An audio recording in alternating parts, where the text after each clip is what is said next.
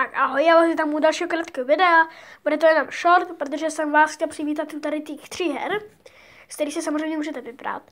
To mi napíšete do komentářů, jakou hru byste z těch 3 her chtěli.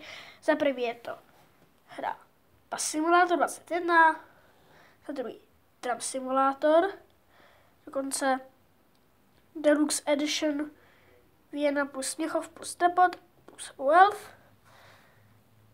Pak tu máme. A jako poslední tu máme Bus Driver Simulator, což je něco v autobusech. A vy to napíšte do komentářů a jaká samozřejmě hra z toho bude nejlepší, nebo jakoby nejvíc bude komentovaná, tak tu hru v nějakém videu vydám. Tak já doufám, že se vyberete něco a nazdárek párek. Uvidíme se u dalšího videa.